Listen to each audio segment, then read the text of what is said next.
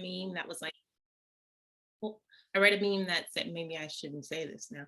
I read a meme that said, all the kids that got talked too much now on their report cards are all actually running organizations. So that's right. exactly right. So it's good to be bold. All right, so I'll let that sit there. You can continue to text or feed words in. I'll be able to see that.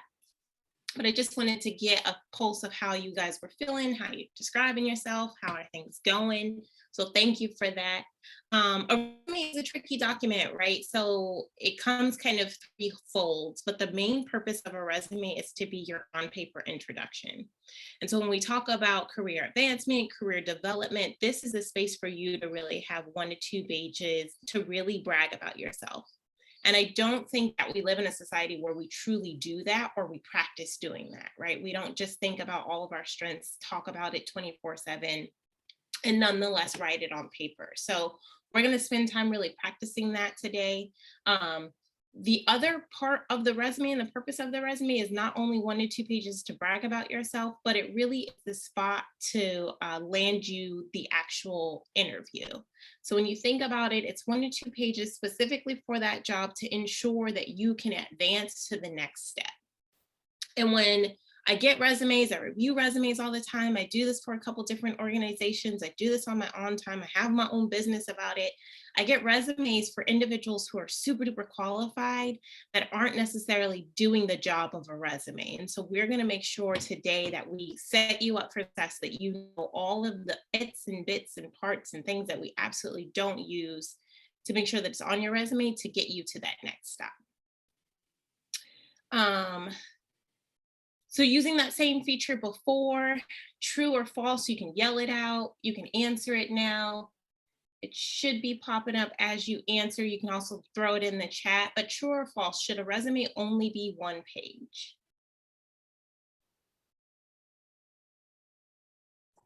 It depends. It depends, Matthew says, okay. Yeah, I'll second that. It depends because I just got a job here in Florida and my resume was about give or take 2 pages. So I think it really like it's tailored to like the job really. Yes. And Dre, you hit the nail on the head. Sorry about that. Is that it truly does depend. And I would argue that your resume can always be more than 1 page, especially if you have a longer work history. If you have a shorter work history, 1 page will do it, but don't ever tailor your resume to fit the mold, right? We want to raise you guys as leaders to make sure that you're always outside of the box. So don't ever feel like you have to contain and fit down and be so parsed that you're not doing that, and that in your format is going to be dictated by your content. As long as it's tailored to the actual job description, which both of you just spoke to, then you're right on track. But if it's not doing that, then we have other issues. We don't want to see a 5 to 10 page resume, right? So there are different types of resumes. There's a CV, which is a curriculum vitae, or there is or federal resumes, which do tend to be longer. Those are all, that's not what we're talking about today, right? So those all documents can be 5 to 10 pages, but you don't want your resume being more than about 1 to 2.5, 3 pages at max.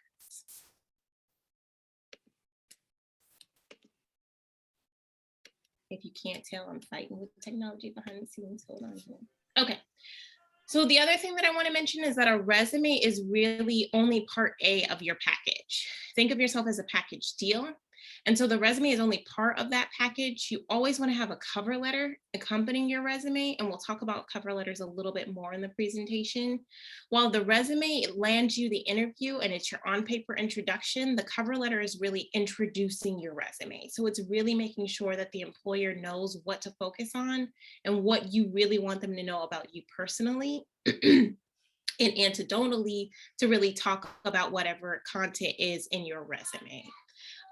Other aspects of that is your LinkedIn profile, which I've come to this group and talked about extensively. So hopefully you remember some of that. If not, catch the recording or catch me offline. I can get you caught up. But the LinkedIn is really a digital marketing tool as your resume to really introduce you to employers. And then for some professions like lawyers or journalists or architects, you're going to want to have some type of portfolio or digital portfolio. And these are not resumes at all. These are just artifacts of your work. So if I'm a journalist and I'm looking for more positions, then I would have articles that I've written. As a teacher, I would have curriculum that I've written. As a lawyer, I would have some type of artifact or cases that I've deposed and things of that nature. So a digital portfolio or online portfolio or just a regular paper portfolio is just showcasing only your work and not combined work, not a lot of things. Musicians, that's a good one, Brett. Musicians and artists, right? I know that some of the information came out that producers, right? You would have a digital portfolio of your mix and masters. So all of these you want to have combined. You're not going to always send this at the same time, right? So you're not going to apply just like when you just meet someone, you don't give them all the goods about you all up front. You're going to give them in doses, right? We're going to do that. We're going to sparse that out, but you're going to have this in your back pocket as artifacts to prove why you're the best person for that position. So your resume kind of comes in as a 1-2 punch. You want to think of it as your resume and cover letter always want to come together. And then you want to have some of these in your back pocket to showcase why, again, you're the best person for that position. So this is more, I get questions all the time about like, where do I start? If I either haven't updated my resume in a good 5 to 10 years, or I've never really written a resume before, where exactly do you begin? And I always say to start with a master resume. A master resume is only for you. It's only for your, I don't even want to see your master resume, but your master resume is thinking of anything that you've done, paid, unpaid, under the table, just for your auntie, when your mama told you you had to, for the church, as a side hustle, anything and everything that you've done for work experience. And the reason why we say start there is because there's often a lot of information and a lot of things that you've done for those skills and that information for you to pull from when you're ready to translate it to your actual resume. So my master resume has everything from like babysitting to doing hair, to teaching children's church. I've done that before. Parenting my own kids, right? Because though that displays leadership, I got to be able to teach the 5-year-old how to get out the house or out the room for the presentation. So it's anything and everything under the sun, including my actual job, right? So actual doing career services for 10 to 12 years and what those positions may be.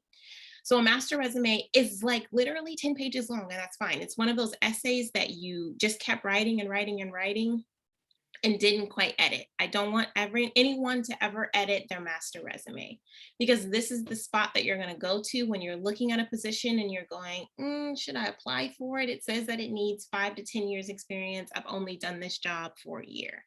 But if my master resume shows that I've done this as a side hustle or as a gig or in a different format for the last 3 years, then you can apply. And so your master resume is going to be that one-stop shop just for you to always have like a running list of things that you've done. I always say keep a master resume too when you've either just started a position or been there for a year, right? Because generally we get a lot of things that we're told to do that may not be in our job description. So either when we're going for a promotion or going for another position, we want to be able to articulate all the things that we've done in the year while we've been sitting in that one space, right? You've often been told, can you take on this project? Can you do this other thing? Can you stay an extra shift, right? All of these aspects need to go on your master resume, again, for you to be able to pull from. So again, don't ever send your master resume out. It's for you. I don't even want, even if I'm giving resume and career and we're going to go through your resume, I don't ever want to see your master resume. Your master resume is for you to give kind of a draft space to list out everything that you're going to do. So now that you have, that's the first step. Moving on to the second step is after you have everything and anything under the sun that you've done, whether paid, unpaid, we're going to talk about formatting. And formatting matters. And I know that we just talked about, can it be 1 to 2 pages or not? but formatting matters for a lot of different reasons that we'll get into right now. But I want to give you just some basics to make sure that you're staying in the parameters so that you're automatically moving on to that next step, which is landing an interview. So when you do career development and you're in these spaces like I have been for the last 10 years, you're going to give your resume to 5 different people, and 5 different people are going to tell you 5 different types of advice for your resume. Everyone has their own style and preference. Even us in the industry, we go back and forth every year. There's a lot that goes into it. It depends on the industry. So for example, I would tell you, don't ever put graphics and pictures on your resume. But if you're looking for a graphic design position, you might have a picture on your resume, and that could be absolutely okay, right? Don't ever put a link on your resume. That's not professional. But then if you're a music producer, you're the person that you're applying to, the A&R may want to have an automatic space for your music, right? And so this information goes back and forth from people that literally just sit across the hall from each other. So everyone's going to have a different space and opinion. What we all do is we come together once a year and we do certain surveys that we all in every industry agree upon. And one of those surveys is the eye tracking survey that Ladders Inc. does every year. And they come back and they tell all professionals what happened. So what they do is they get hundreds of professionals in a room and they literally track their eyes and track what they do when they're in the recruitment process of scanning resumes. Then they come back to all of us and they say, here's what we found. Now you guys do what you want with it. So 2019, 2020, as you can imagine, was a little bit different. So nobody got together in a room and did this survey. There is one that's going to come out this year, and it comes out in spring. So it should be available soon, but it's not available yet. So the last one was done in 2018, and they found that on average, number one, recruiters only skim your resume for 7.4 seconds before they give it a pass or fail. So I don't know about you, but I can't blink or tie my shoes, right, in 7.4 seconds. It takes me a little bit longer than that. So I'm not kidding when I say you've got like one shot and one glimpse to get it right. And that's why formatting matters. In 7.4 seconds, they're already deciding yes or no. And so if you think about it, we're not reading too much in detail. They're not doing their full job in 7.4 seconds. They're making an immediate judgment call by just what it looks like. And that's why formatting matters. The second part is every time that they've come back, every single one of them in those 7.4 seconds have said that we prefer a simple layout. So that's really very simple. What happens is a lot of times if you go on Microsoft Word, or you go on Canva, or you go on any of these design websites, they give you these really pretty, really festive, really cluttered looking layouts when you're doing those automatic templates for your resume. That's automatically having you fail, right? So what they want to just see is name at the top, objective, skills, education, that's it, right? So very simple, very clean, not pretty, not festive, really layouts for your actual resume. Clear sections and headings, and that's generally done by a bold or an underline, period. That's all they want to see. Not fancy bullets, not pictures, not graphics, not different fonts, just bold it so that we know that one section has begun and another section has ended. They always want to see the overview and your contact information at the top of the page, and always, always avoid information overload. And we'll talk more about what that means and how to do that in just a bit. But these are the main things that no matter what, if you take your resume to 12 different people, they're always going to agree on this aspect, and then everything else kind of is for you to decide. So I always say you're the authorship of your experience as your resume writer, and make sure that whatever you do, no matter what advice you give, whether it's from me or a different professional, that you feel comfortable and confident in that process, because it's always going to differ. At the end of the day, a resume, just like creative writing, is really personal preference. You've just got to make sure that you are going to be the preferred, that flavor of the week of whoever you're actually applying to. Okay. So really quick formatting tips. Again, 1 to 2 pages in length. things that automatically, when that 7.4 seconds, what the recruiters look at and what they'll ding you for is make sure that your margins are always the same. And you really have to go in, if you're using like Word, you really have to go in and make sure that you double check this, because these are things that are happening on the back end that nobody even pays attention to, right? But when we say paying attention to detail on our resume, but then our margins aren't uniform, then there's an inconsistency and you'll automatically lose your spot for that position. So some things as simple as the margins of the page.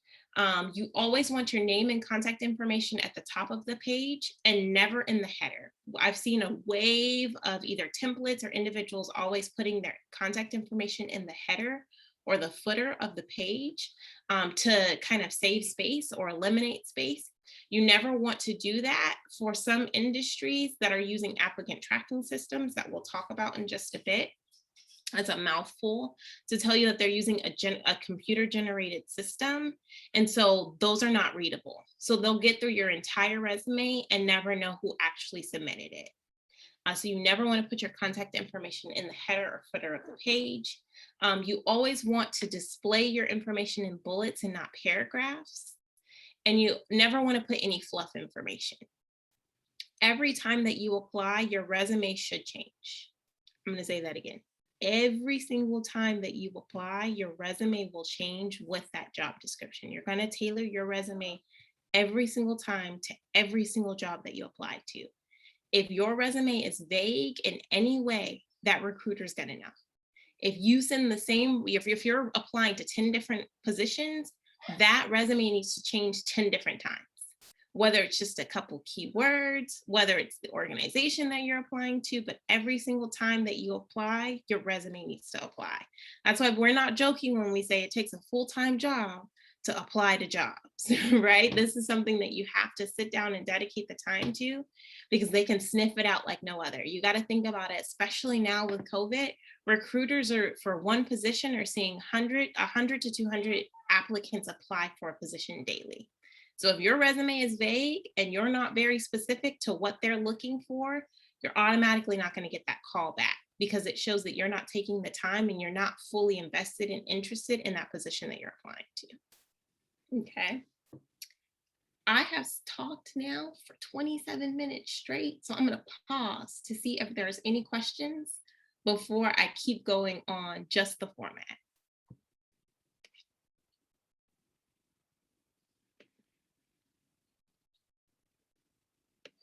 No, ma'am. Thank you very much. Okay, no worries. No is an answer too. Actually, I do have a question. Yeah, go for it. What's the difference between the overview and then the objective? Yeah, so there are, the overview and objective can serve the same purpose, but they're slightly different. Knowledge for industry. So when I give you an overview, I'm talking about my specific experience in this industry in 2 to 3 lines, period, right? 2 to 3 lines or 6 to 8 bullets. And I'm going to show you what that looks like in the next couple resumes, or resume samples. Or the objective is telling you specifically why I am trying to apply for that position only. Does that make sense? So overview, Reagan, did I say your name right?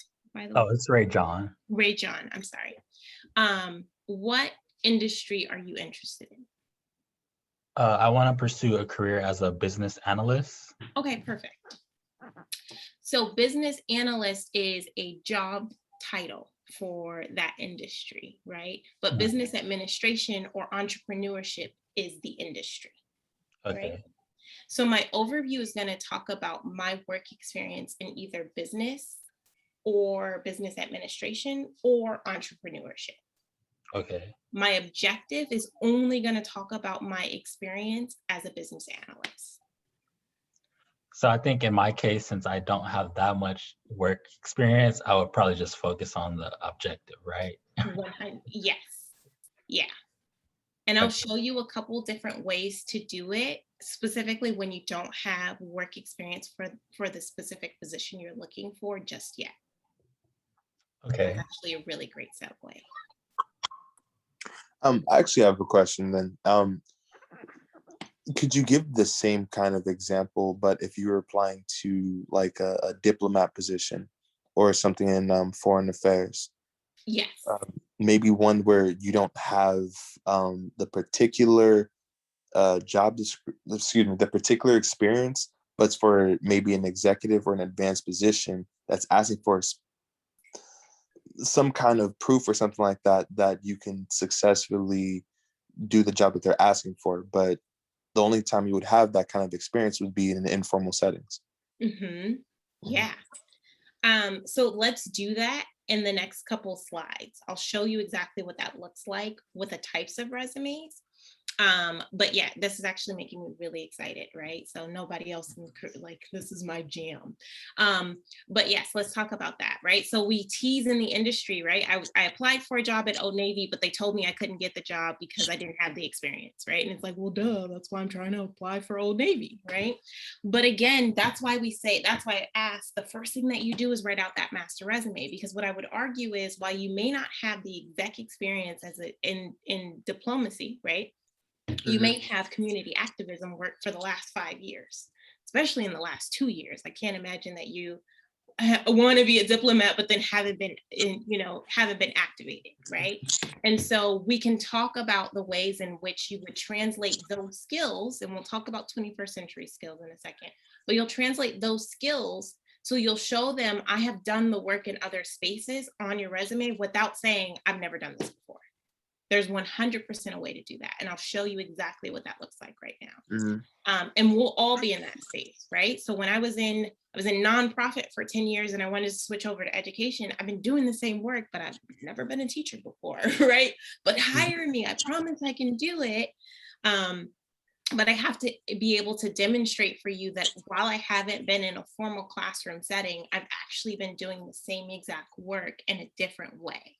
And so we'll talk about what that looks like, and I'll talk about the specific format that you want to showcase for your resume, so that it's not blatantly apparent that you haven't done this in a professional setting. So let's get to that. There are 3 types of resumes, 3 basic types of resumes. You never want to defer from these 3 types. One is the chronological resume. And a chronological resume is built for someone who has got a lot of years in the game. Right? So I have been doing this job or this in this industry for at least 2 to 3 years. And so your chronological resume, as you see on the screen, contact information is still at the top, objective is still at the top. And then what you'll see for a chronological resume is that it goes in reverse chronological order. Experience is always at the top, right after your objective. And it's going to list out just those job experiences in order, reverse chronologically. And then everything else kind of comes later. So what you'll see for a chronological resume is what's front and center is the work experience.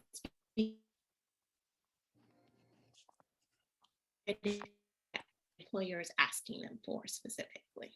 So a chronological resume is really great for someone who has done the work, knows all the things, and is just trying to get that information out. That may not be where a lot of us are starting. So I offer a functional resume. A functional resume is my top 3. There's only 3. But in my top 3, what I may reach for would be a functional resume. Contact information still at the top. We've moved from a summary instead of the objective, right? Which is exactly answering the question from Mr. Smith. So the summary is going to give me just a few sentences or 6 to 8 bullet points, pulling out those targeted key skills from that job description. So if I am a really rookie to the game, right? If I really haven't done this work yet, I can just pull out some bullets instead of give full sentences about what I've done in this work. And that can be from coursework, right? So bullets would be like time management, communication, right? Team building, because we've all done these works in this space, in these spaces. Digital technology, like fluent in digital technology. You can't be a student right now, right? If you haven't mastered digital technology, everything's online, right? And so moving from that skills section, the next section in a functional resume is going to be your professional accomplishments. And you'll notice that this is different from the chronological resume. I wish I would have put them side by side. But you'll notice what's different here is that they're listing here a major skill and not the work experience.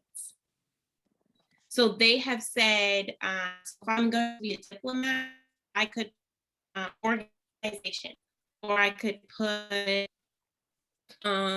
international affairs, right? Or I could put whatever it may be. For business analyst, I would put accounting, right? Or I would put administration, right? So I'm listing out key skills that I know that I'm excellent at that still are requested in that job description without having to say, I've done this from this time period to this time period. If you'll see, there's no dates, right? It's just the skills. It's me demonstrating to you that I know the skills. So in that kind of setting, just for example, from one of the positions I'm applying to, it asked me for at least 5 years experience, right? But like I said, it's in an informal setting, and the formal settings I have are only like 8 months a pop because they're short-lived programs, or they're programs that once I completed, I transferred to a higher institution. Mm-hmm.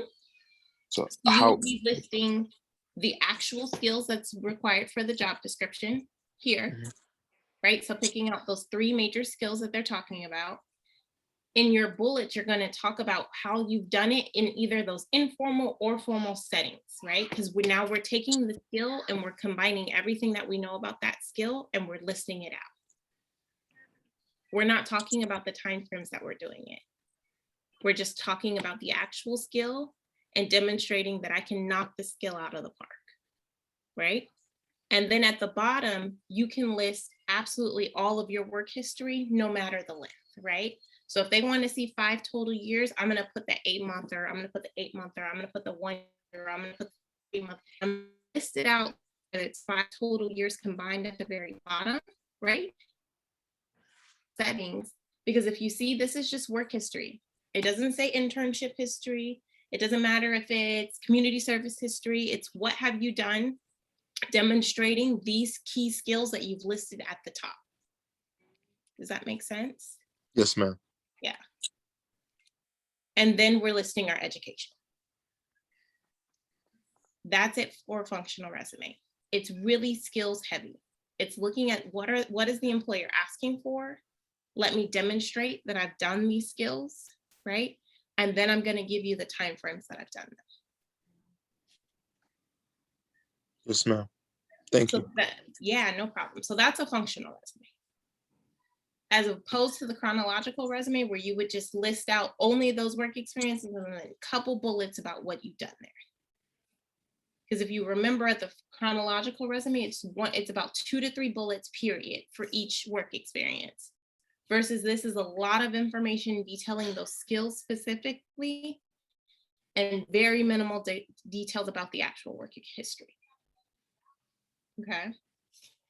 And then the last one is a hybrid resume, which is exactly the word itself, is combining the two. So a hybrid resume is going to have at the very top, and this also answers Rajan's question. I think I'm saying it right. Is going to be your professional summary, 2 to 3 bullets about the main objectives of that job description. You're going to give a longer narrative of just the key skills that they're looking for right underneath that. And then you're going to give your work history. What I didn't talk about in the last couple of minutes is that the placement of your education and work history, it never really matters. So if you want to go into your education and then your work history, that's fine. Same for the functional resume. If you would have listed your education, then your work history, that's fine. Those things matter less as long as it's just clear that it's a new section. Any questions on those 3 resume types? The last 2, I'm so sorry. What was the name of that one again? It's a hybrid resume. Yes, ma'am. Mm-hmm. Sometimes it's also called a cross resume. It's not more a question, more so like a comment about what Matthew was talking about. So like for the current job I got, they actually prefer people that has a bachelor's degree. So for my education history, I only have a GED. But because of my extensive work history and community service stuff, like for me, when I look at like my previous jobs, I look at the surface level like description, and then from there I dig deeper into like, okay, the job description may say I do X, Y, and Z, but what do I really do at the job? So like when I was working at City College in the outreach department, on paper, my job basically is giving college tours and stuff like that. Very basic, but the way I break it down, my resume is that like, okay, I did public relations because I was doing stuff in the community to like build those relationships. I was going to these schools, community centers. Oh, I was working with people from low income areas. Oh, well, I did marketing too. So, you know, I made marketing and digital marketing. So I got marketing skills, presentation skills. I made my own presentations and did presentations for like audience of like 10 to even like hundreds, or even like times that like I would just be minding my business and I get like pulled aside by like Dr. Boer. She'd be like, hey, Dre, we need you to like talk about like 10, 15 minutes about like Hubu or Mojo or X, Y, and Z. So like I look at like the job, but also look at, okay, what else at the job did I get out of it? And like really like using that to like build on that to create a theme that like, hey, it may not have the 5 years that you look for on paper, but when I added the skills and I have a recurring theme, it's like, okay, this person been doing like community service work and stuff like this for a few years. When all adds up, they'll look past that versus being like, well, I worked 5 years doing like, you know, public relations. Okay, but what else besides that did you do? Like what else, what other tangibles? They look for the intangibles too. Yeah. Because anybody can do the job description, but what else besides that, like, you know, like makes you stick out? Exactly. And I think you bring up some major points about how you translated the skills on paper, right? So what I heard you say is I looked at the job description and I was able to tell them exactly what I've done, even though it's not the bare minimum that I could display, right? So on paper, what I do is I'm just a career services advisor. Yeah, that's cool. But what does that mean? What do you mean? I'm a path maker, right? I let students know how to develop their own skills and their own attributes to make sure that they create pathways to eradicate poverty. That's not on my job description, but that's what I do, right? And so when I talk to people about what I do, it's me being able to translate those skills in a way that makes me more marketable. And that's exactly what you did. And we're going to talk about how to do that like right after, I believe, this slide specifically. But that's excellent, Dre. So getting more into the content and really talking into what Dre is talking about specifically is you want to make sure that your resume is targeted for every position that you're actually applying to. And so what does that mean is exactly what Dre said. So I don't even have to, you guys can have my job for the day. Dre can lead the rest of the workshop. It's making sure that I know what I've done to talk about it in the best light possible to get the position that they're asking for. Right? So number one, your resume only needs to have content that's in the job description. You think of the job description as the answers to the test, right? You have an open book test with all the answers right in front of you, and what your resume should talk about is only what they're asking for. That's why I have a master resume. Our master resume has anything and everything under the sun. That's not what you send to the employer. What you send to the employer is only what they're asking for. And I get this question all the time, like I edit resumes, I review resumes, and I'll take out an entire work history. And they're like, but that leaves a gap in my resume. Or what do you mean? They're going to think that I don't have work history. But if it has nothing to do with the job, it does not need to live on your resume. That's why when you apply for a position, you always have the application and the resume, right? Your application should be anything and everything that you've done under the sun. It should have all information. Your resume is only talking about the best parts of you on paper as related to that job description. They should never mirror each other. Your application is where so the resume, they're going to see, oh, there's a 2-year gap. And they're going to go to your application and go, oh, okay, they were working at Old Navy. That's not quite a legal assistant, right? So they're not going to look at you and go, oh no, he can't be here because there's a 2-year gap. Not for the resume. The resume is only translating the best skills and abilities for you to do that job. Okay. Number two. I'm so sorry. I had a question. Go for it. Yes, ma'am. What if it's a job that you've been offered you don't even know how you fit in. It's a job that's how do you put it? Um, it's a job in the government that you didn't know that you even had a skill set for. You don't know how to necessarily apply to, but it was put on your table and you don't even know how to tailor your resume for something like that. Like, is that making sense? Yeah, it is. So number one, for a federal position, anything that I'm talking about right now, throw out the window, because the federal recruitment process is very different. The only thing that you can keep in part of this process, though, is that so a federal resume has job announcements, not a job description, but the job announcement will still have all of the answers to the test. So when you get the actual job announcement, or job description, for lack of better words, there's going to be a summary section, and they write there's a little bit different as well. There's going to be a summary section. We're going to look at a summary section for a job description here in this presentation, but you're going to pick out those key skills, and you're going to talk about those key skills using your actual your master resume or your work history. And so what I'm going to do is I'm only going to talk about the best ways that I show those skills as related to the position. And together we're going to do that during this presentation, because it feels all really mythical right now. It's a simple equation, but we'll do it together. Okay. So this is the actual recipe to do it, right? So when you're writing a bullet, number one, you want to start with an action verb. Can you guys throw out some action verbs either in the text or in the chat, or just yell it out?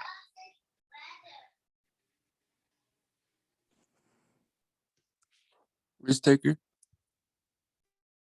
Risk taker. So, okay. Managing. Leadership. Leadership. Created. Developed. Innovate. Yep.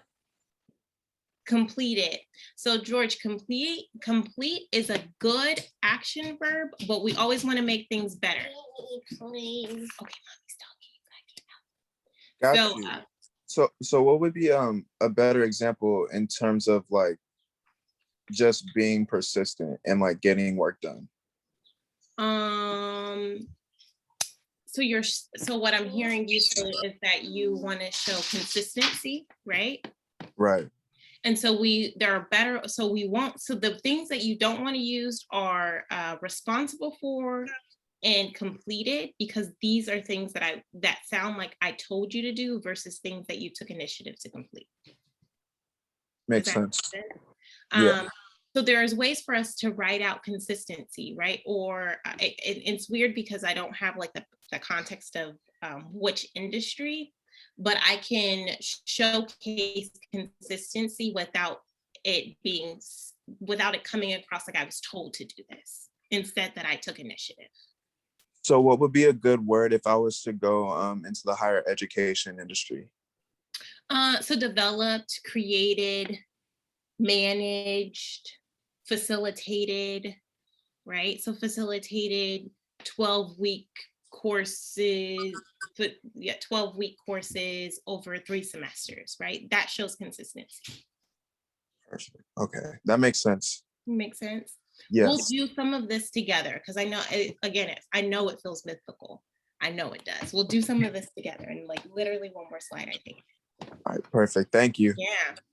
I'm seeing enforced, which is a great one, transitioned, facilitated, all of these are great.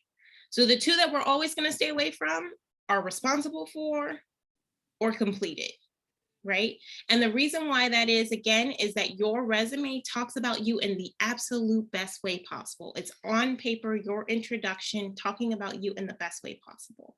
So responsible for and completed are things that anybody in the world can do. My kid is responsible for getting dressed, period. Right? My kid can complete a task, and he's 5. So we want to get into spaces that showcase our skills and abilities in the best light, right? Facilitated is a great one to show that consistency as well. So number one, we're gonna start with an action verb. Always starting with an action verb, because if we're starting with an action verb, we know that we're demonstrating a skill. If your bullet doesn't start with an action verb, it's a filler. That's the best way you can read it. If your bullet doesn't start with an action verb, it probably doesn't need to be there. If you're taking up space, that's not telling me how you're doing the job description. So number one, we start with an action verb. Number two, you always speak in an accomplishment setting. So it's not just that I've demonstrated this skill, I'm going to tell you how I knocked it out of the park. And you do that by either showing the importance of your work or quantifying it, right? So I facilitated 2 to 3 workshops monthly with over 200 students. That's me saying that that's a better way of me saying I lead student groups. Same exact thing, right? Same exact person doing the same exact, but me quantifying it and me talking about it in an accomplishment-based setting. The other way that you show the accomplishment-based setting, my 5-year-old's over it. The other way that you show your accomplishment-based setting is you talk about the way in which it affects the bottom line. So Dre said, I'm not just working in the outreach office. What I'm actually doing is inspiring other either K through 12 educators or other individuals to come to the school. Okay, thank you. To come to this school, right? And so when he applied to the position that required this crazy bachelor's degree that he does not have yet, it's cool because what he was able to do is to demonstrate, while I don't have the degree that you're asking for the last 3+ years, I've been doing the same exact work. That's all that your resume should be doing. And to build upon that, what I say is apply anyway. There are so many resumes, and in the career industry, we're actually going, there's a conference that we go to annually, and we're actually going head to head with employers right now because everyone's saying, you need a bachelor's degree, you need a master's degree. And it's literally an administrative position. It is someone to answer the phone. You don't need a master's degree to answer the phone, right? But we're becoming so degree heavy that right now, what we're seeing is individuals don't know how to write job descriptions the best. We're requiring these things, we're labeling them required, and the individuals are still being able to get hired without all of those technicalities because they're able to demonstrate that they have the years of experience. And what I would argue is that even if you've done it in activism spaces and spaces like this with A2Men, right? If you are being mentored and then you take on someone as a mentor, you've been doing this work. You've been doing the work of the job description. You just have to be able to show it. So let's do that together. And I see your hand. We can skip that one. I see your hand, Matthew. What's up? So an executive administrative assistant is basically just somebody that answers the phone. I mean, look, don't get me shot at. No, they do much more than they do much more than that. I didn't understand what I was reading. I was like, what is that? I thought it was some kind of special, like 5-star warbird position or something. Like, please, what would something like that be? An executive administrative assistant that's basically just like a facilitator. Yeah. Thank you so much. That's a much better way of saying it. They don't just answer the phone. I will listen. There's some executive assistants that will come from my head right now if they heard me say that. They do much more than that, but they facilitate, right? They do all of the administrative assisting for an executive level position. Yes, ma'am. Thank you. You don't have to be a rocket scientist. You don't have to have a NASA degree for it, is all, right? So apply anyway. Get that experience. Yes, Dre, I see your question too. Okay, so like kind of add on that too, like what I was saying earlier, like I'll use like a scenario. So let's say that like you apply for a job and it's down to like the last 2 people. And let's say it's like a job at let's say like a psychology or like a psychiatrist's office, and they prefer somebody have a bachelor's degree. Mm-hmm. Obviously, most of us don't have our degrees currently, but to keep in mind, just because somebody got their degree, that does not mean they did the work also, because some people just do the bare minimum to get the degree. So if it comes down to you that don't have a degree and the person that has a degree, but you demonstrate that like, hey, like I don't have the degree yet, but for the last 4 years, I've been doing community service activism. I've been doing X, Y, and Z. I volunteer at a clinic. I do this and that.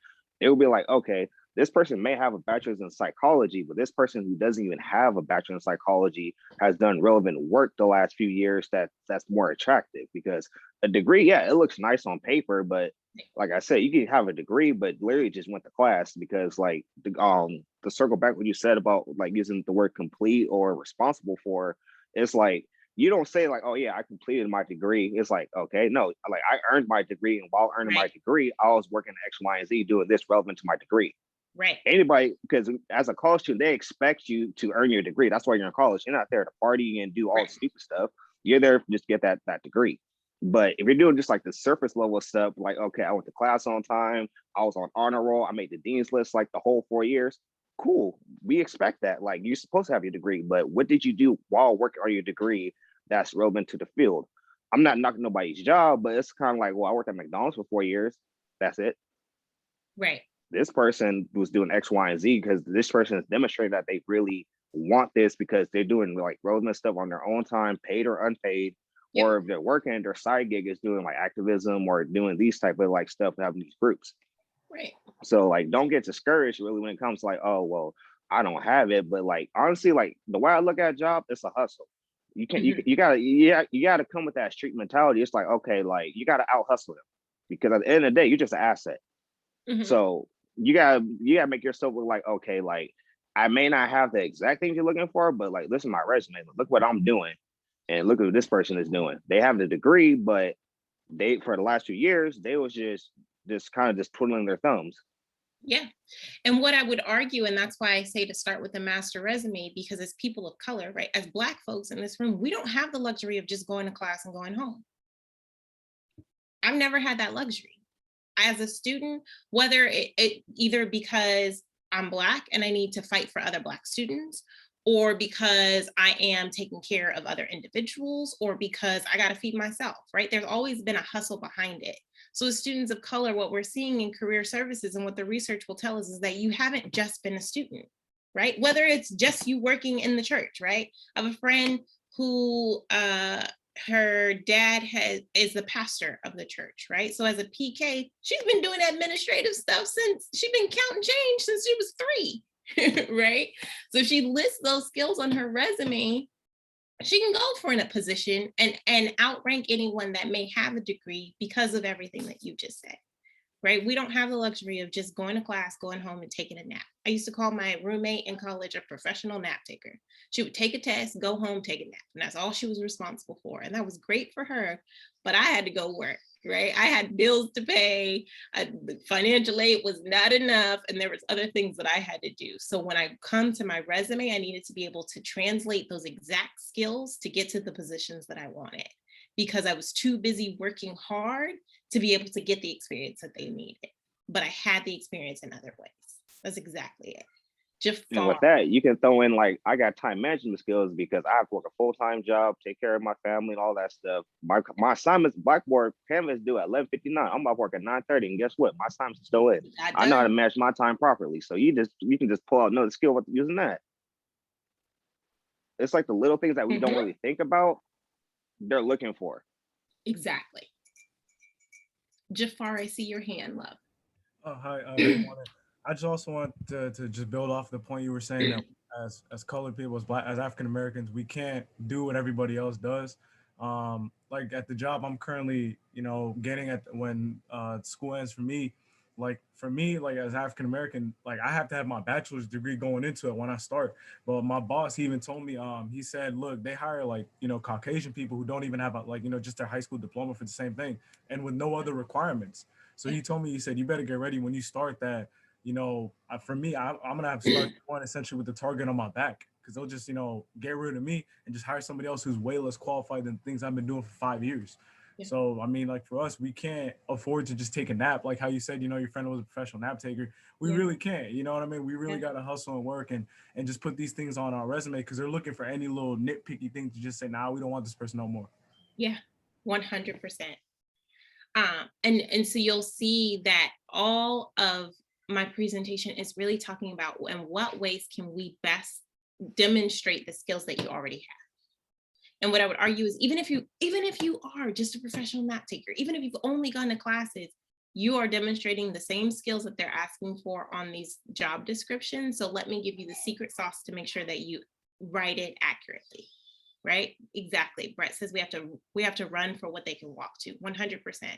And the other flip of the coin that we don't even have time to talk about today is that 70% of jobs that are filled aren't done so by a traditional application process. It's by knowing someone who knows someone, right?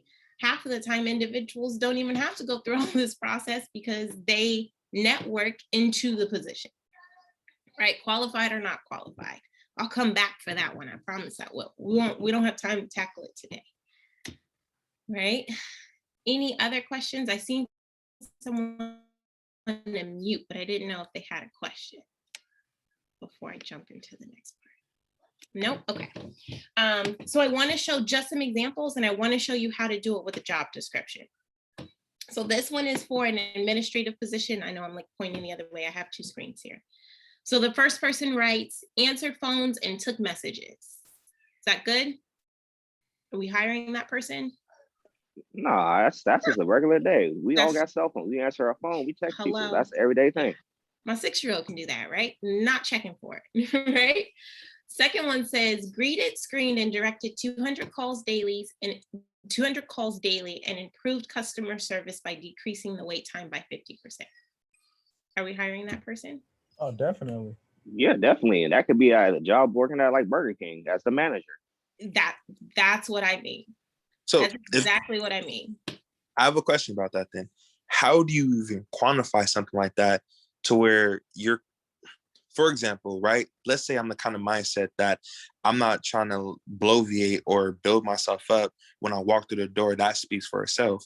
How would I even quantify something like that? Like, I decreased time by waiting 50%. Like, did I tally up every call that they had the 5 years before I got there to put an average or something like that? Like, how do I show that I'm not a liar by doing that? So number one, you don't lie, but we do look for ways to quantify the information that may be correct. If you are working anywhere at front desk, you know how many calls you take daily. That's part A of the equation, right? So I know on average, I take this many calls. I also know that I'm the best person sitting in that seat. So if when I answer the phone call and I transfer it, I know that it's transferred 50 seconds quicker than my counterpart, right? And so that's what this person did, is that they quantified them. And this, for this specific student, they've gotten awards, they're showcasing, they're on, they're the employee of the week, all of the things. So when we did this resume process together, she was able to talk about the ways and show the evidence by being the call taker of the week and all of the things to be able to quantify it, right? I tease on my resume, when I was in nonprofit, there was a line on my resume that says, I increased the budget by 100%. I literally raised $1, you guys. And I didn't work that hard. I asked my grandma for $1 that I knew she was gonna let me get, right? Now my resume says I increased the budget by 100%. I did, I raised $1 that was not there, right? Now, if I was sitting in the interview and they started to ask me about that line, I would have to disclose to them that I raised the budget by $1. Right, so you do have to, as Matthew talks about, we don't want to lie, we don't want to fabricate, but we do want to look for the areas to which we know that we supremely excel at and speak to that. And there's a bunch of different ways to quantify it. We can quantify it by the sheer numbers. I know that there's some future educators in the room, right? So I can quantify it by how many students I have in my actual classroom, or I can quantify it by the percentage of students on campus, right? I can quantify it by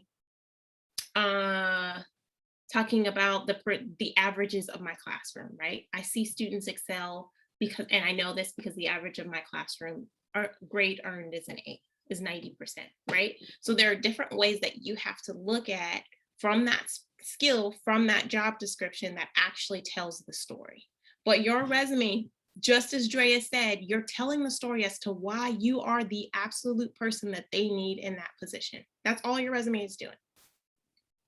And we already know that you are, right? We already know that you have to run for what they walk to. We already know that you at bare minimum is doing 50% more. Now you on paper have to tell us what that looks like, right? The secret sauce is start with an action verb, Tell us what you did in an accomplishment base and tell us why it matters. Telling me that I just answered phones is one thing, but telling me that I decreased the wait time by 50% is what got me in the door, right? Because now I'm telling you why what I do affects the entire team. And I want that person on my team. Okay, let me show you the flip side of it. So I pulled out, I asked Brett, send me some information about individuals, what they might be interested in. And one of them said legal or law. That's the first, that was like the second one that was on the list. So all I did was I went to Indeed and I pulled out the actual job description. So this is a paralegal. This is a paralegal or legal assistant for a personal injury company. So all I did was copy and paste the actual job description from Indeed. And I'm showing you what I did from the actual job description. That's the answers of the test. So I'm not going to read through the whole thing, but this is the actual job description of what they're saying that they did. And what I've done and what I do for any job that I apply to or any job that I ask students to apply to is I want you to go through and just highlight some of those key skills or those key aspects that they're looking for. And that's the only information that you need to be talking about on your resume. I'm not focusing on I'm not focusing on the education requirement. I'm not focusing on the years of experience. I'm not focusing on any of those things when I apply for a position. I'd rather them tell me no than me self-eliminate myself. So what I'm doing is I'm looking at the answers to the test, which is the job description, and I'm highlighting those key skills, those keywords that number one need to be represented in my job description, and number two I need to be talking about to make sure that they have the correct information. Any questions on this part? So for this paralegal assistant, they need to have a minimum of 3 years being a paralegal. They need to know personal injury, makes sense, right? But then I also talked about the actual skills, right? So multitasking, communicating, right? Compilation of actual settlements, right? Propounding and responding to discovery, which is legal term for writing. I guess it's the best way to explain that. Right? Superior computer or proofreading skills. These are the things, and these are the key skills that would literally read on my resume. Whether I'm doing a chronological resume or a functional resume and just talking about the skills, I'm making sure that these aspects are 100% in the actual resume that I'm going to submit to this employer. And I'm going to start with that action verb. I'm going to talk about what I've done. I'm going to talk about how I've done it really well. And then I'm going to talk about why it matters in the end, right? The end game. So I wanted to show 2 ways, one, just a bullet, and one, what information to pull from. Any questions on that part? Because it's all kind of downhill from here. It's really easy. Yeah, I have a question. Mm-hmm. As far as just like being an attorney, if you were to like put in like a resume, how much would a LinkedIn profile be a factor in something like that? It truly depends on the legal organization, right? So it depends on the organization that you're applying to. I'm gonna say 100% always have it, right? But then you've also got some legal agencies that are kind of still in archaic ages where they barely even use technology to that extent and may not be looking at it. But I would always say always have it in your back pocket. And I would do a little bit of research on the organization that you're applying to, because you're going to know. Does that answer your question? Yes, ma'am. Thank you so much. Yeah, I'm going to always advocate, no matter what, you always have a LinkedIn profile, and that you list your profile as open, and that recruiters are able to search you as well. I'm always going to advocate for that because we're seeing that as a trend even before COVID happened, but now especially with COVID happening. But an industry like legal aid, legal assistance, a lot of their processes are very not technically sound is the best way to say it. especially when you get in spaces like family legal, family law versus like a tax attorney. Their processes are very different. And so someone like a tax attorney or working for the IRS, they're not going to necessarily be using LinkedIn to search or use when they're doing their recruitment process. That's the absolute last thing on their mind. But something like a up and coming personal legal attorney or a media attorney would absolutely be using LinkedIn and seeing how do you use connections to make that determination. Any other questions? Well, for like the Microsoft Office stuff, since we're all college students, like especially for like at least most of us like that have been like in school that have used computers for a long period of time, you can easily put down like 10 or more years on that. And also to add on top of that, keep in mind too, not every like job works specifically on Windows. So if you know how to use both Windows and Mac, highlight that too in your resume. For me personally, I've been using computers pretty much like my whole life, and I'm proficient in Windows, Mac, and Linux. So like it's also good also like highlight like, yeah, I know I use Microsoft Office in both Windows and Mac, because the company that you apply for only works solely on Mac. Yeah, it's the same program, but using a Mac is different from using a Windows, or like using Linux is different using both Windows and Mac. So it's good also like it's like the little thing. It's like, yeah, I know Microsoft Office in both Windows and Mac. So whichever like y'all like operate on, I'm good for the fit, because I'm not going to be lost on, oh, what's the shortcut key for this on Windows, because it's different on like Windows and Mac. Because, you know, Windows be like Control C, Mac is like Command C or Command Shift, whatever. So if you know how to use more than just Windows, highlight that also, because like, yeah, they like, okay, like when they look at like using Microsoft Office, that's also kind of like a double, like, it's also kind of like it's coded language too, because like that's demonstrating computer literacy. They didn't specifically ask for computer literacy, but we take the initiative and be like, hey, I know I use Mac, Windows, and Linux. If you do, be like, yeah, I can use like, you know, Microsoft Office and like both systems. So you gotta keep in mind, anything doing like technology, like highlight if you know how to use more than just Windows, or highlight that you're like, like you have computer literacy. Yeah, Jelani says it's the small things that matter also. It's absolutely the small things that matter. What I would argue is that if there's ever technology listed in the job description, make sure that it's always on your resume, right? If you do not know it, don't put it at all. Don't go in saying that you're proficient and excellent in Microsoft Excel, and then they're going to start asking you questions and you can't create a formula to save your life, right?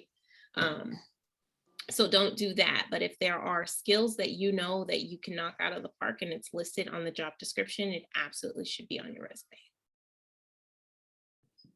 Any other questions? Okay. Ma'am, how do you know if you are basic, advanced, or proficient in what they're talking about? Like, how would you know the difference? Yeah, so it really depends on the actual software, right? So for something like Microsoft Word, I would argue that most of us are proficient or advanced in something like Microsoft Word. Something like Microsoft Excel, if you're going to put that you're advanced, or if you're going to put that you're advanced or higher, then you really should be able to know all of the functionalities, all of the coding, all of the aspects that are related to it. And that's what Dre was talking about when he said that using a lot of these programs are much more than just typing on a screen, but they're actual coding. There's codes involved, right? And so you need to know, first of all, what your strength level is in it, and then be able to demonstrate that. That answer your question, Matthew? So it really depends. Absolutely, sister. It absolutely did. Thank you very much. It really depends on the program, right? So if you're in like media and production, they might ask for Dreamweaver. If you can navigate around and you can make a flyer and you might be able to make a basic website, then I would list it as proficient. But if you can make a website from scratch, then you're advanced, right? Well, kind of depends.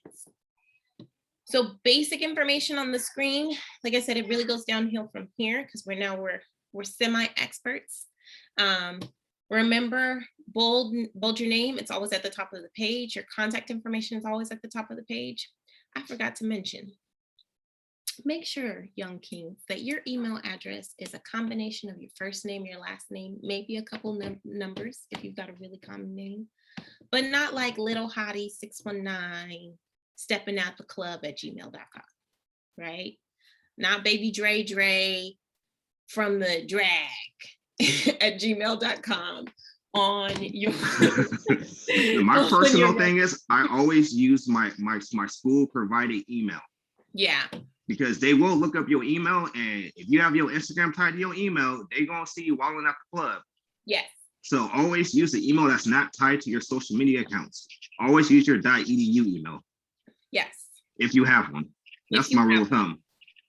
If you have one, and if you don't, make a separate account just for this. Yeah, don't use anything that's tied to your social media or anything that they can like put in a search engine, because it's not hard. All you need on somebody is their phone number and their email to figure out what they do on their off time. Yes. So keep that in mind. Don't use the email that's tied to your Instagram, because like even if you're not walling on Instagram, your homie that just got off the pen that'd be smoking blunts all day on Instagram, we'd be like, oh, so this is your company? Right. And we already black, so they're gonna be like, okay, yeah, you wanted them. So don't ever use an email that's tied to anything that can like potentially harm you, even if you're like innocent, because it can just be the people you around. They may not mean harm, or it could be your relatives that you grew up with, but if you pose in the picture and they look into that person's profile and they see all kinds of wild stuff, by association, you're guilty. And it's worse because we're black.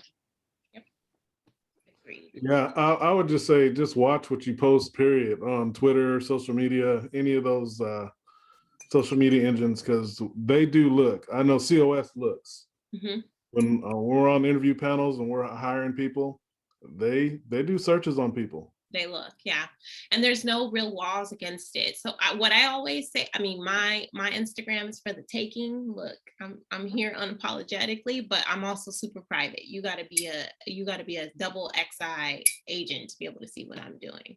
Same for your Facebook. They've got those settings for a reason. Make sure that it's not public. Whatever you want to, go ahead, brother, post whatever you want to post, but make sure that it's not public. Make sure that it's only who you can see or your friends can see. Make sure that you've got your security and your protections out. But while you're job searching, if you want to just be silent for a little bit. Or be like me and don't have nothing. I mean, I'm not going off the grid. Okay, wait, hold on. I got a question about that. So my thing is this. Look, I'm a big fan of me having my federal and state rights. I should not have to minimize myself. If I'm doing something that I feel like is professional, but let's say, I have an opinion or activist opinion about this, that, and the third, that I still feel like is professional and politically correct. I don't feel like I should have to minimize myself just to fit into your narrative. Like for example, I'm just saying what just happened to me. One of the jobs that I love, that I put my heart, my soul into, one of the people finally hit me back on it and tried to hit me back on Instagram. The man has been like my personal hero. He added me. And then I'm thinking, okay, in the morning, I'm gonna send him a message, reach out to him, how much I appreciate him, this, that, and the third. And I can't even find him. I can't find him. I can't locate him, nothing like that. And I'm like, but this is this man's thing. I took a screenshot of it. It was definitely that man's Instagram, right? But because I may be a potential detraction from what the status quo is, right? All of a sudden that disqualifies me. So at what point is it okay to say, okay, let me minimize this, but go, okay, I shouldn't have to discontinue my personality just to get this damn job? Oh, that's a loaded question. I will say this. I even, again, I've worked in career services for 15 years now, and I have my own, I 100% hear what you're saying, Matthew, but I also am going to tell you 100% you're working in a system that was never designed for you. That was not designed for me. That was not designed for anyone outside of the heteronormative white status quo. And so I think that there is a lot of value and there's a lot of placement to having diversity at the table, and that once you are in the seat, you should be able to be your full self. When you're in the recruitment process, I want you to be clear that things is simple. I lead groups with women where I tell them, don't go with a crazy nail polish color. And that's my thing, right? Like things as simple as, you got to remember things like the Crown Act is not even a federal law yet. Only certain states protect natural hair in the recruitment processes and in K through 12 schools. So while where we want to be is one thing, where we're at is another. And what I want to do is make sure that whatever venue, whatever door, whatever table that you want to get at, you get access to. And I can't say that comfortably without recognizing that there's a lot of stigma of just your identity. And it sucks because it's just what you were born as. It's not anything that you can change. I can't change my hair. I can't, I mean, I can, but I can't change my skin color. I can't change what I came into this world as, but people are going to look at you as such because of just that. So don't make it any easier for them to make any other determinations other than you being the king and that you deserve a seat at that table. And doing things like posting things on social media, retweeting things on social media without protecting yourself just gives you a disadvantage. I 100% hear you. And my personal accounts are crazy, and they're crazy for a reason because I'm crazy, but they're not shareable. They're not findable. They're not tweetable. And during the process of me actually finding a new job, I might go dark, right? You're not going to see nothing. Everything's going to be hidden, or I'm deactivating things for that period of time. Because what you got to remember is that's one moment for you building a legacy for yourself, or it's one moment of them self-eliminating you, right? And there's so many other reasons and barriers. There's so many other reasons and barriers for them, so don't make it easier. But I hear you, I feel you, but I also, as a career professional, want to make sure that you get to where you want to be. Does that make sense? That's not just you, that's everybody in this room. I want to make sure that you know that they are watching you 10 times harder. They're looking because you don't fit what they're used to, and quite frankly, what they're comfortable with. It is much easier for them to place a no before they're going to place a yes. Don't make that process any easier for them. That's what this whole conversation is today. That's what this whole presentation is today. That's why your bullets, your skills, your expertise, what you put on paper has to absolutely shine like a diamond. Because when they get to you, it doesn't matter if you have a bachelor's degree or not, you're going to be able to articulate, I've been doing this for 5 years. Why wouldn't you choose me? I'm the best person you're going to have on your team, right? And there's a way to do that and articulate that on paper. But if we're incongruent in spaces like on social media that don't reflect that, it's going to be enough. Remember, these people take a look at on paper, on you, on paper at 7.4 seconds and say yes or no. 7.4 seconds? It doesn't take much. So don't make that job any easier for them. Any questions on that or from anyone else in the room? So for my resume, like personally, like I make my resume like unapologetically Black. Like I highlight all my stuff was done for the culture, for the community, for the inner city, for the hood. So like from my point of view is if a job's gonna pass me on that, based on that, I'm not trying to work for that company. And then on top of that too, like I'll use like a football analogy. Like we've seen like players get like cut from the team for conduct detrimental for the team or your league. So like a lot of companies that you may like apply for may be like conservative leaning.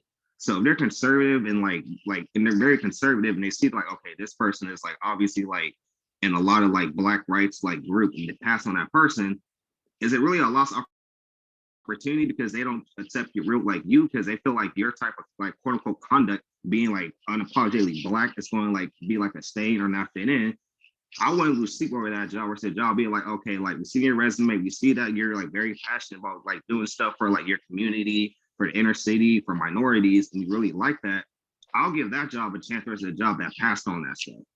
So to me, It's not really like a lost opportunity. It's more of saving you from future heartbreak, from being like told that like, oh, whatever. Because for me, like I did my phone, I did my job interview was over the phone, so they don't know what I look like. But they see my resume, like, oh, your name DeAndre, so off rip, you Black. And two, like I got dreads. So like my thing is like if I was had an in-person interview and I showed up with my dreads and all that stuff, you know, all suited and booted, looking all nice and stuff. If they see the dreads and they're like, oh, you got dreads, nah. So it's kind of like, okay, y'all was cool till y'all saw me. So it sucks and it's discouraging, but for me, like I wouldn't take it personal if a job like turns me down based on how I look and how I am as a person, because why am I going to work for you when you can't accept me if I'm just an asset?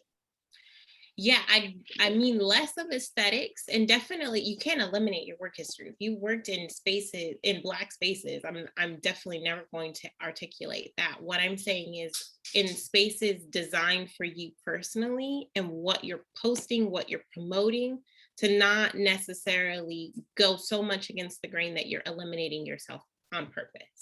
And there's a difference between me posting Black Lives Matter and a twerk challenge, right? So that's what I mean by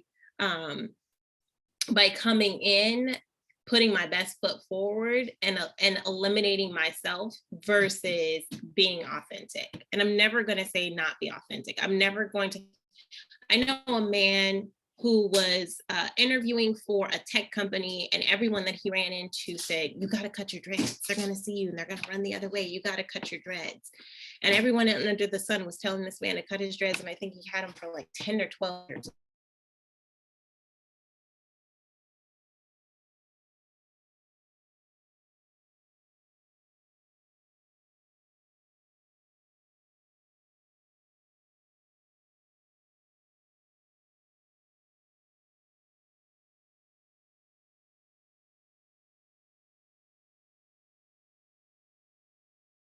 My whole self in the same way during that recruitment process, I'm never going to make it easier for you to eliminate me, right? I'm not coming in a mini skirt.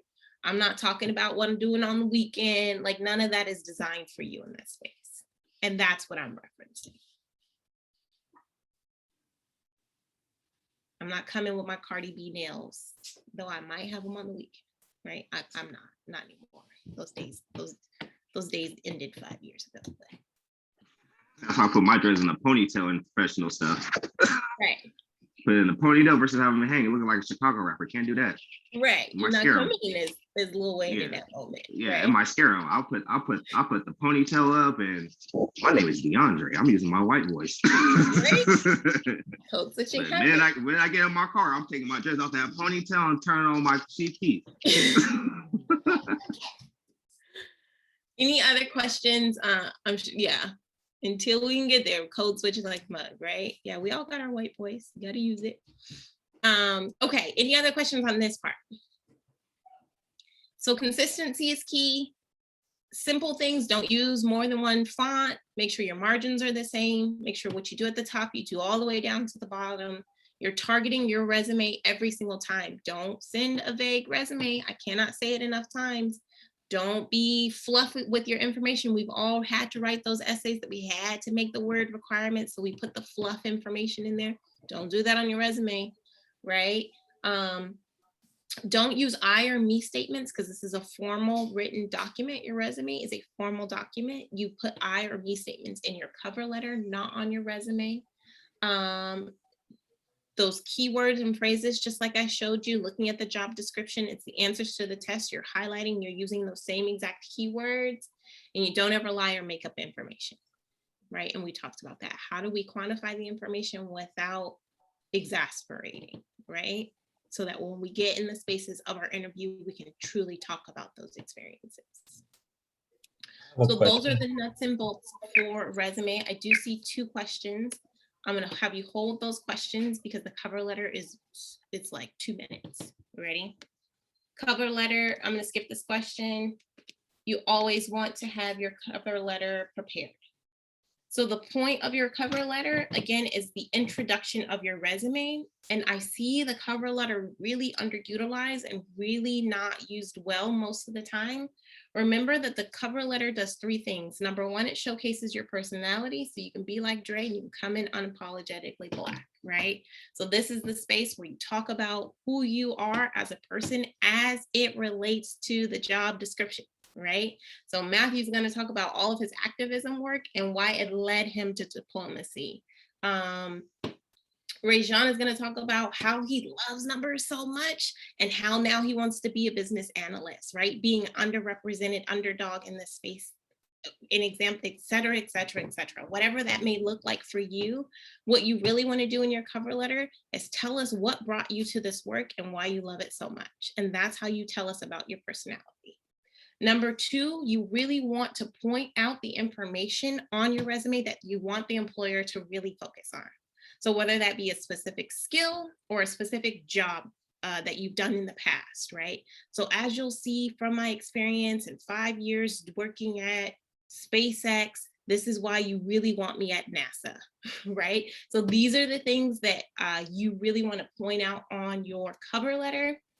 And then lastly, the secret sauce is to align your interests with the company's purpose. And you do that when you're researching the company, you go to that about us, you steal one line from them, and you talk about how it relates to you. That's the secret sauce. So you always want to do that for every single resume and every single cover letter. Even if a position doesn't ask for a cover letter, always have it. You don't have to send it in the application process. Bring it with you to the interview. The cover letter, no one ever argues about. The format is always the same. It's only 3 paragraphs. You always want it in a formal letter format. Formal letter format. There's a lot of trends out there where they're making it pretty and they're doing all this and that. It's always in a formal letter format. You look at the About Us section. Yeah, the About Us section on the company website. Even sometimes when they don't have a company website, you can give a call up and just and ask for the latest press release. I've done that before as well. And you steal one line from that, you put that in your cover letter. So sender's information is always at the top, then your information. You always want to find out who the actual hiring manager is, or if it's a hiring committee. I promise you, you call the organization, you don't ask to speak to anyone, you just say, I found this position. I just would like to know who the hiring manager's name, or who the hiring manager's name is. They'll give you that information. Put that on your cover letter. Dear sir or ma'am is always your fallback. Always your fallback, but try and figure out who that hiring manager is. Then the first paragraph explains your interest. Second paragraph is where you align your interest in the position. Second paragraph aligns your interest in the job description. The third line closes it out with that information that you found from the About Us. Yeah, and their title. Yes, Dre says the name and the title, correct. So to whom it may concern, or to who, or dear sir or ma'am, they're interchangeable. You could use either. There is, what we found in all of the research is that there is no preference. The preference is to find out who the individual is. That is truly the preference. And so I would always say pick up the phone and call, or find out from the website. Yes, ma'am. Just what if they're transgender though? They're not. There's no research out on it, but you're absolutely correct. Either way, to whom it may concern, or dear sir or ma'am, all of those are your absolute last resorts. You want to find out who it is. And the reason why you want to know that is because it also could be an entire hiring committee. Right? To whom it may concern sounds like you're just throwing it in the wind and hoping someone catches it. Same for dear sir or ma'am. So you want to find out who that person is. Okay? It's always 1 page. Do not ever let your cover letter exceed 1 page. Ever. No matter how interested you're in the position. Okay? Any questions on that?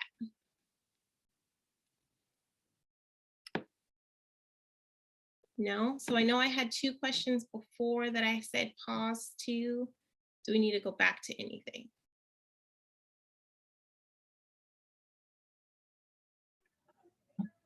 My question was just with the resume, you said don't use me or I statements.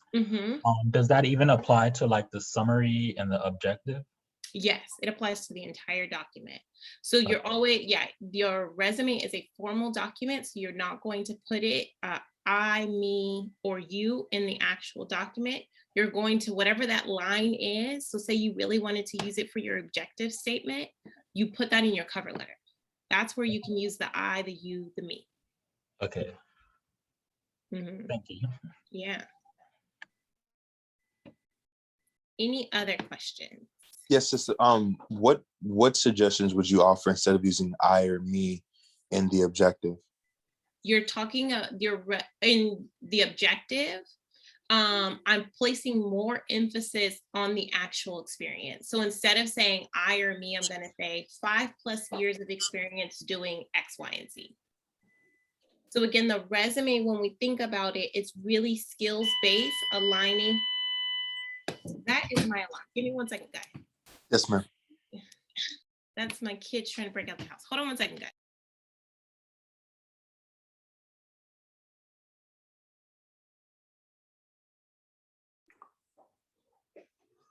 Anybody else have any suggestions, like what we could use? Because how do we show a goal in our objectives without saying I, me, or anything like that? So I got you on that. So like what I do is so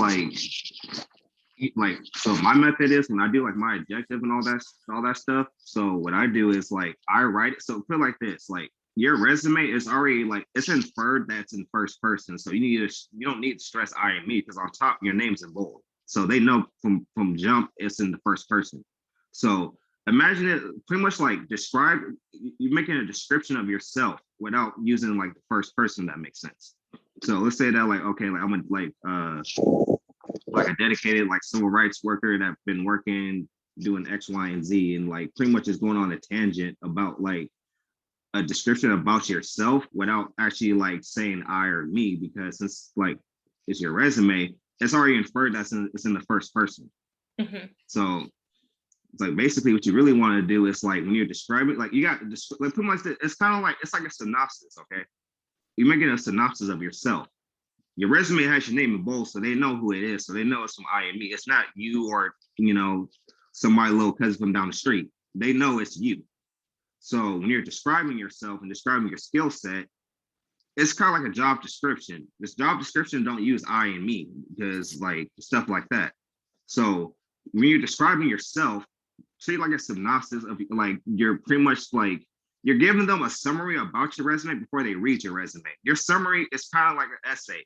That's your catcher. Why should I read more than your summary? So you're saying like, oh, I did this and I did that and me and this and that. It's like, well, I know it's about you because your name on the resume, right? Like you wrote this, right? Like the minute they start doubting stuff like, well, obvious, like for me, like put it bluntly, like if I'm reading a resume and if I'm seeing like I and me and I did this and I'm good at this, it's like, well, obviously you're talking about yourself, dumbass. So like, like put it bluntly. So it's kind of like it's a synopsis of yourself without using the direct language saying I and me, because obviously like you work at this place, obviously you work for this degree. So it's kind of like, let me describe my skill set in words that pretty much fits the description that you want. And while I'm doing that, I'm not going to put emphasis that I did it because since it's my resume, I already did it. It's the synopsis of the skill.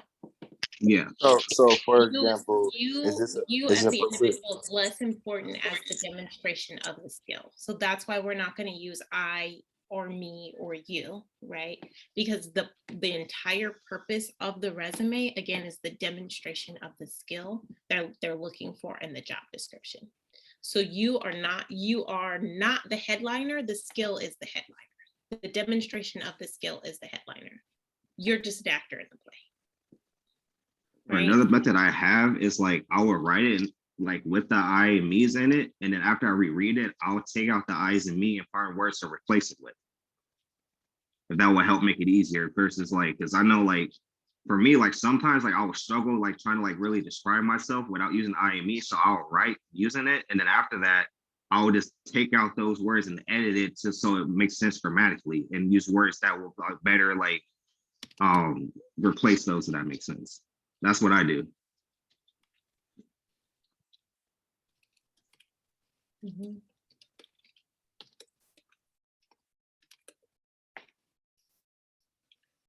Try that, Regine. I keep listen. You had it right, Ray John. Oh, okay. I'm like, I keep giving you a different name.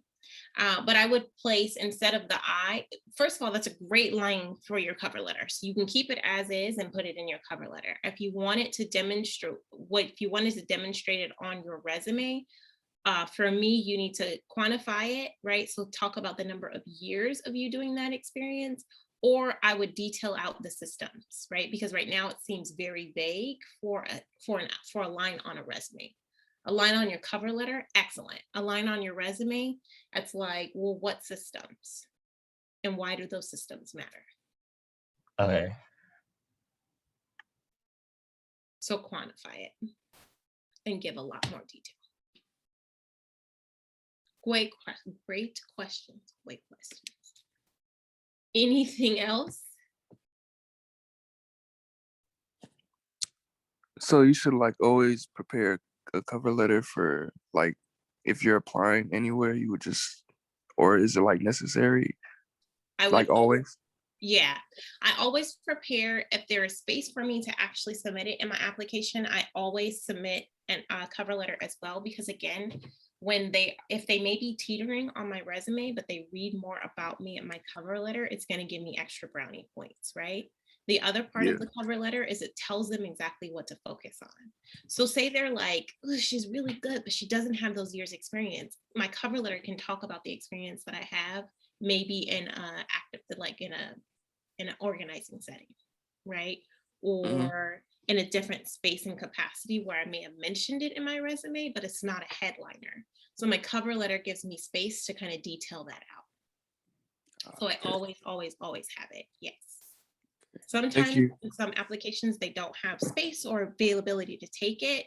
I bring it to that interview for sure. Okay. Thank you. Any other questions?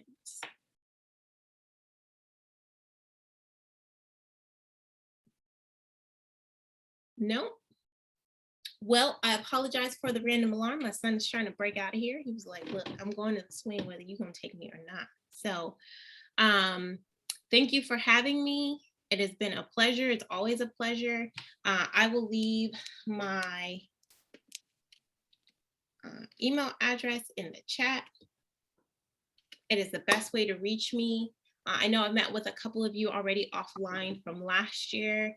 If you need someone to just once over your resume, go into more detail on your resume, please know that I'm able to do that. I do that on my own time. I've got a company doing that. I'm here to support you in every bit of your endeavors and your journey. Part of that because I'm raising my own little guy here that's just like you kings in this room. So please just know that I'm a partner in your success. Let me know if I can do anything for you, and thank you again. Brett, I don't know if you need anything else from me. I guess I can stop sharing. Sorry. No, I just want to thank you for coming in. I know it's Easter tomorrow and everybody's got stuff to do. And I know you got your son that wants to get outside. I don't blame him. He's like, listen, I didn't ask you twice. So we're gonna go head out and enjoy. I know somebody said they was in the cold, not us. So, we're gonna go play in the sun. It's cold in Florida. Oh, that's not real cold, but I guess it's cold in Florida. That's not real cold. It will also rain down pouring in Florida for 20 whole minutes, and then the sun will be out like nothing happened, like the whole sky didn't fall apart. Yep, happened last week. It was like a thunderstorm for like 15 minutes, and then like it stopped raining. I'm going back inside where I'm safe. Yeah. But we can't say Florida is cold. You got to go to like Chicago and then say. Ooh, when I was in Alabama, the coldest it got was like 12 degrees. So I was thanks angry. Again. All right, thanks. And tell Dr. Bull that we said hello. Okay, we'll do. He's been out of the loop, but yeah, thanks again. Great stuff. If you don't mind, I would like to show the recording to some of the guys that couldn't make it today. Yeah, no problem. And yeah, thanks again. Bye, guys. Thank you, Sasha. Right, thank you. Very welcome. Thank you, Sasha. Thank you. Guys. Thank you. Thank you. Thank you. Hey guys, hang on for a minute. I just want to let you know that I sent an email out last night about the Black Student Success Week. It's April 26th through the 30th. Yeah.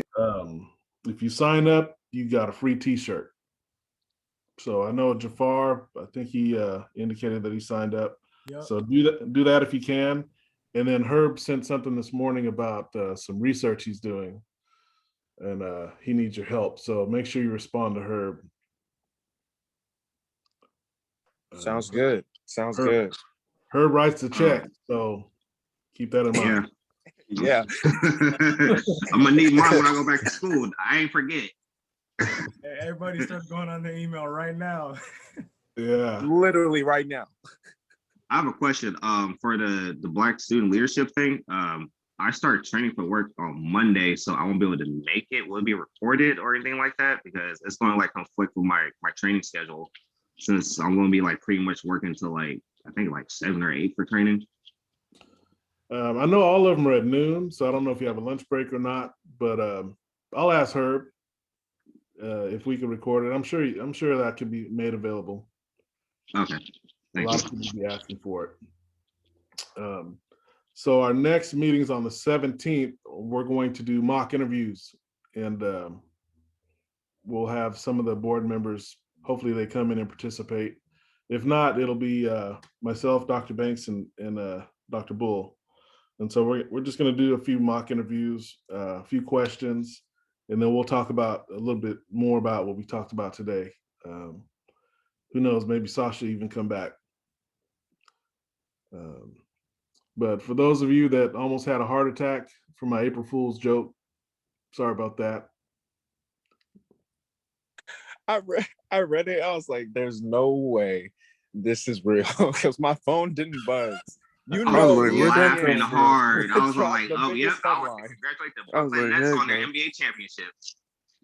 Wait, what was I was like, that's it for Lakers. Well, my Google feed, I search Google every now and then, and it said LeBron's out for the season, and it had a picture of him grabbing his leg. It looked real. So I was like, Telling you. man. So I clicked on This it. ain't going for my retirement. You know, you wasn't even right for that, Brett. So I clicked Yo, on Brett. it. And then he on my fancy squad too. When I saw it, I stubbed my toe. So a picture of a donkey's butt showed up when I clicked on it. I was like, oh man. So I said, I got to get these guys. Yo, Yeah, man, well, y'all my still baby won the toe stinks to championship. you, brother Brett. Can't go down by myself. Hey, have y'all been keeping with the Final Four, bro? NCAA game? UCLA plays today, don't they? Yeah, I mean, the man. Final Four was in the fake stuff. Whoever, man, since UVU, dog, I ain't watched. Man, I low-key wanted USP and UCLA to play against each other in the Final Four. Hey, did y'all see that KD tweet? What he said? Got fined $50K for that. What do you say? Man, What did he say? Somebody posted. you got it, Dre? No, I don't got it, but I saw you got like fined like $50,000. I'm all like, that's probably just like $100 to that man. But I don't. Yeah, he went off on that man. Yeah, him and Michael Rappaport were like beefing for like I guess like through the For a DM. minute. Yeah, for like a cool minute, and then Michael Rappaport screenshotted and put it on social media. Yeah. Which is Messing up his that's money. against That's code. an asshole move. Yeah, I that's would do against that. code. I mean, like, I don't know Michael Rappaport, but like when somebody screenshots, because I mean, it wasn't only KD. Like, I didn't read it because I don't like reading that type of stuff, but because it's just negativity. But apparently, they both were going back and forth saying like some like really out there type of stuff. So, maybe it was him trying to egg KD on and then put this on him, or I don't even know at this point. But $50K, like Dre said, I mean that's pocket money for him. Oh yeah. Yeah. I get fined $50K. I'm gonna have to, go to the bank real quick and